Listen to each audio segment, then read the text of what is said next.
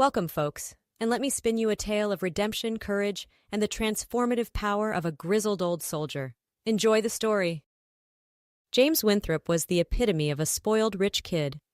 Born into one of the wealthiest families in America, he had never worked a day in his life.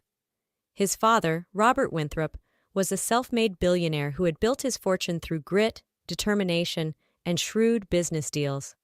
But James had been handed everything on a silver platter since birth. Growing up in the lap of luxury, James developed an unshakable sense of entitlement. As a child, he would throw epic tantrums, screaming at the top of his lungs and hurling expensive toys across his palatial bedroom until he got his way. Nanny after nanny quit in frustration, unable to handle his outrageous behavior. "I don't get paid enough to deal with this little monster," one nanny huffed as she stormed out with her suitcases, never to return. But it wasn't entirely James's fault. His mother, Sarah, had tragically passed away from cancer when he was only 5 years old. Her grueling battle had ravaged both her body and mind, before finally claiming her life. Robert was devastated by the loss of his beloved wife. He threw himself into his work, building his company into an even bigger empire, but leaving little time for James. As James grew into a young man, his behavior only worsened. With an unlimited credit card and no supervision, he indulged his every hedonistic impulse. Booze-fueled parties, designer drug binges, trashed hotel rooms. It was all fair game for the Winthrop heir. Scandal followed him everywhere. The latest incident had been an epic meltdown at a high-end supermarket. Drunk and belligerent, James had verbally assaulted the staff and security guards trying to escort him out. He smashed bottles of expensive wine and wielded a jagged shard of glass as a weapon, while staggering through the aisles. It took a squad of police officers to finally subdue him. Robert had been forced to cut a hefty check to the supermarket owners for the damages. He also had to pay off the traumatized employees to avoid a messy lawsuit. But worst of all was the viral video of James's outburst that spread like wildfire online, bringing shame to the respected Winthrop name. Something had to change. Robert knew he couldn't let his son continue on this destructive path. But disowning his only child, his last link to his beloved Sarah, was unthinkable. Late one sleepless night, staring at a photo of Sarah on his mahogany desk, Robert made a decision. He picked up the phone and dialed a number he hadn't called in years. "Hello, John. It's Robert Winthrop. I need your help." John Ryder listened patiently as his old army buddy spilled his guts over the phone. The two men had served together in the 101st Airborne Division, jumping out of planes and raising hell across the globe. Though their lives had taken very different paths since then, the bonds of combat still held strong. After retiring as a lieutenant colonel, John had left the Air Force behind for a quiet life on his farm in rural Pennsylvania. With no family to keep him occupied, he spent his days tending to his crops and animals, enjoying the slow pace and solitude. Robert's desperate plea stirred something in the old soldier. He had never had kids of his own, but he had whipped countless unruly recruits into shape during his military days. Maybe he could do the same for James. "Send him to me," John said gruffly. "I'll make a man out of that boy or die trying." Robert breathed a sigh of relief. "Thank you, John. You have no idea what this means to me." The next morning, Robert summoned James to his sprawling Manhattan office. The young man sauntered in 2 hours late, reeking of booze and stale cigarettes, his designer suit rumpled. He slouched insolently in the leather chair across from his father's desk. "You wanted to see me, Dad?" James drawled. Robert took a deep breath, steeling himself. "Son, I've arranged for you to take a little trip. Call it a vacation of sorts." James perked up at that, a sly grin spreading across his face. "A vacation? Now you're talking. Where to? The French Riviera? Ibiza? Vegas?" Robert shook his head. "Not exactly. You're going to spend some time with an old friend of mine, John Ryder. He lives on a farm in Pennsylvania." James stared at his father in disbelief, then burst out laughing. "A farm? In Pennsylvania? You've got to be kidding me. What am I supposed to do there, milk cows and shovel manure?" "You'll do whatever John tells you to do," Robert said sternly, "and you'll do it without complaint. Consider it a chance to clear your head, get some fresh air, and exercise." Exercise? James scoffed. I have a personal trainer for that. I don't need to go to some backwoods farm. Robert's face darkened. This isn't a request, James. It's an order. You either go stay with John and follow his rules, or I'll cut you off completely. No more money, no more credit cards, no more trust fund. You'll be on your own. The color drained from James's face as the reality of his father's threat sank in. Struggling to maintain his bravado, he shrugged his shoulders. Fine, whatever.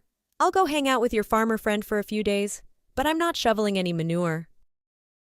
The sleek black town car rolled to a stop on the dirt driveway of John Ryder's farmhouse. James stepped out, squinting in the bright sunlight.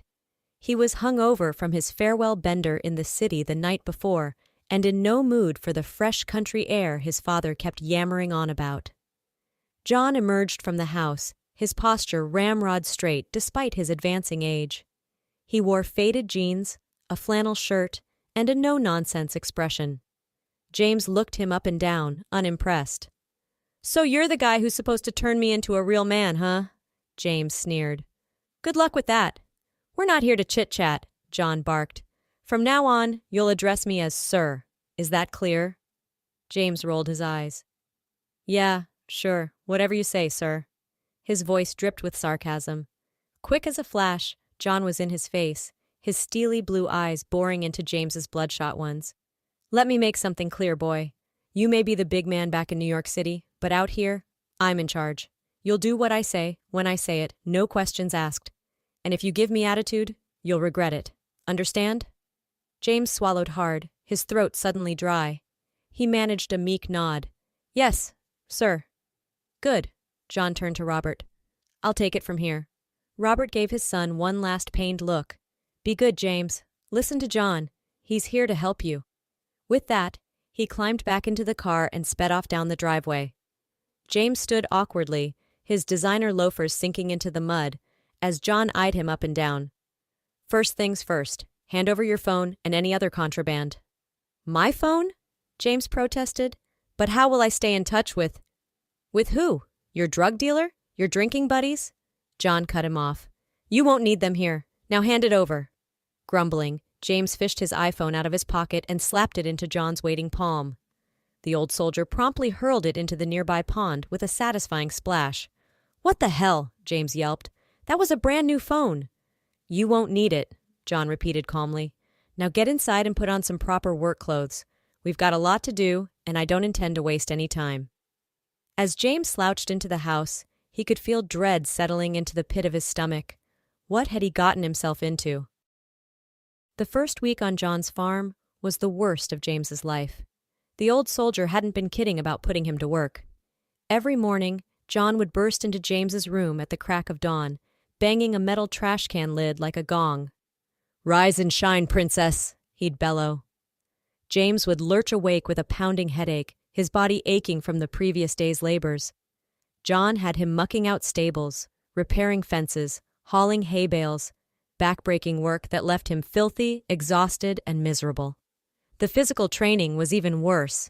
John would lead James on grueling cross-country runs, pushing him to keep up until he collapsed in a gasping, sweaty heap.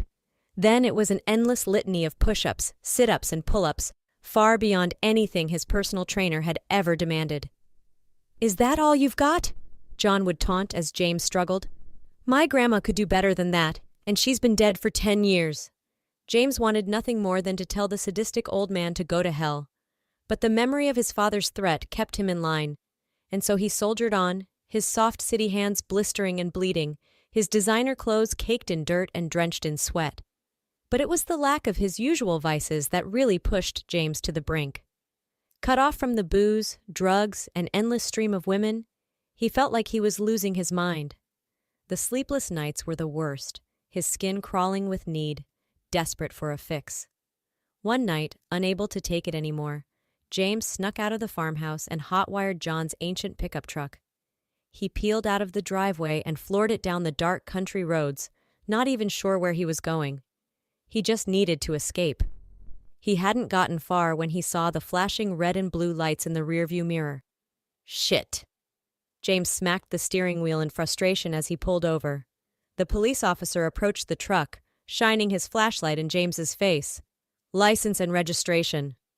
I, I don't have it on me, James stammered. This isn't my truck. The cop's eyes narrowed. Step out of the vehicle, son. James complied, nearly falling on his face as he staggered out. The cop took one look at his bloodshot eyes and haggard appearance and reached for his handcuffs. Just then, another vehicle came screeching to a halt behind the police cruiser. John leapt out and stormed over, his face a thundercloud. Officer, I can explain, he said tersely. This young man is my responsibility. I apologize for the trouble. The cop looked skeptical, but after a tense conversation, he agreed to release James into John's custody with a warning. The ride back to the farm was silent, the air crackling with tension. As soon as they pulled into the driveway, John whirled on James, his voice low and furious. Pull a stunt like that again and I'll have you locked up myself. I made a promise to your daddy and I aim to keep it, come hell or high water. You're not leaving this farm until I say so. Got it? James nodded miserably. His shoulders slumped in defeat. Yes, sir. As the weeks dragged on, James slowly began to change. The grueling physical labor and training toughened his body, replacing his doughy physique with lean, hard muscle. John's discipline instilled a sense of structure and purpose that had always been lacking in his aimless, hedonistic life. But the biggest transformation was in James's attitude. Stripped of his wealth and status, forced to confront his own weakness and inadequacy, he started to see the world differently. The entitlement and arrogance that had always defined him began to melt away, replaced by a growing humility and determination. John watched the change with quiet satisfaction, his gruff exterior concealing a glimmer of pride. He began to share bits of hard-earned wisdom with James as they worked side by side in the fields or sat on the porch in the evening, sipping iced tea. You know why I push you so hard, boy? He asked one night. It's because I see potential in you. You've got a chance to be more than just another spoiled rich brat, but you've got to earn it. Ain't nothing in this life comes free. James nodded slowly, absorbing the words. For the first time in his life, he felt a flicker of something like purpose. Maybe there was more to him than just being Robert Winthrop's screw-up son. As the summer wore on, James found himself spending more and more time with Sarah, the pretty farmhand who helped out on John's property. With her sun-kissed skin, twinkling blue eyes, and easy laugh, she was unlike any girl he had ever met back in the city. At first, James tried to charm her with his usual playboy tactics, but Sarah saw right through his act, calling him out on his bull with a sharp wit that left him tongue-tied and blushing. Intrigued, James found himself actually trying to engage her in real conversation, listening intently as she talked about her dreams of going to college and seeing the world. Slowly but surely, a genuine bond began to form between them. They would steal moments together whenever they could, lingering by the water pump, brushing hands as they reached for tools, exchanging secret smiles across the dinner table. For the first time, James felt the stirrings of something real, something beyond the superficial flings he was used to. But trouble was brewing on the horizon. A group of local toughs had taken a disliking to the city slicker invading their turf. They'd cruise by the farm in their souped-up trucks, hurling insults and empty beer cans. John warned James to steer clear, but he was done backing down from bullies. Things came to a head one night at the local dive bar. James was shooting pool with Sarah when the gang leader shouldered up to him, reeking of cheap booze and cheaper cologne. "Why don't you run on back to your penthouse, pretty boy," he sneered, "and leave the girl for a real man?" James refused to take the bait, turning back to the pool table. But then the thug made the mistake of grabbing Sarah's arm, leering down at her. "Come on, honey, ditch this loser and I'll show you a real good time." Something snapped inside James. Before he knew what he was doing, he had whirled around and cracked his pool cue across the goon's face. The man reeled back, blood spurting from his shattered nose. All hell broke loose.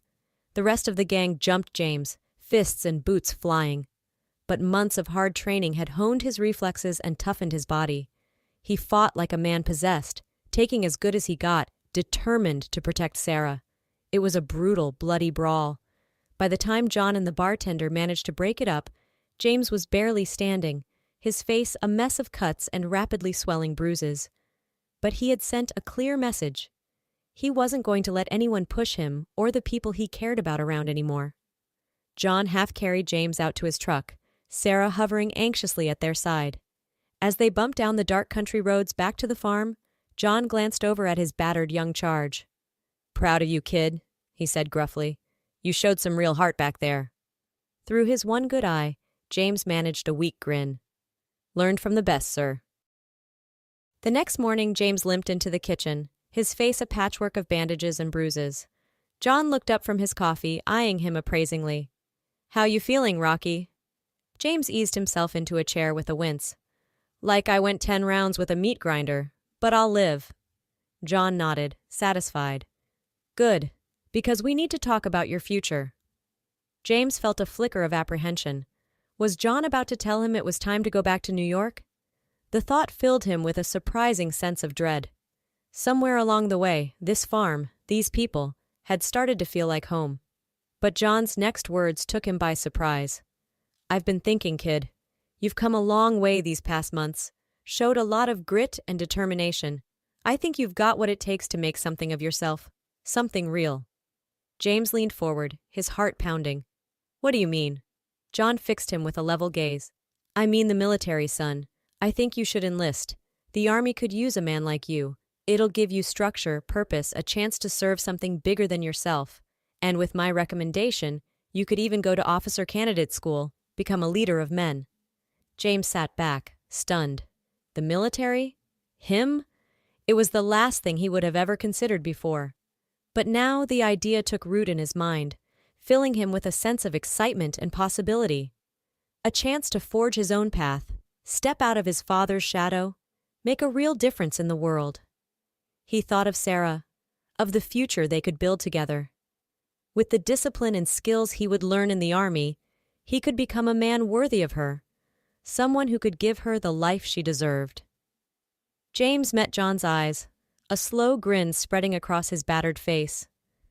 "I'm in, sir. Where do I sign up?" 2 months later, Robert Winthrop's sleek black town car once again rolled down the dirt driveway of John Ryder's farm. But the man who stepped out was not the same one who had dropped off a surly, spoiled boy that summer day.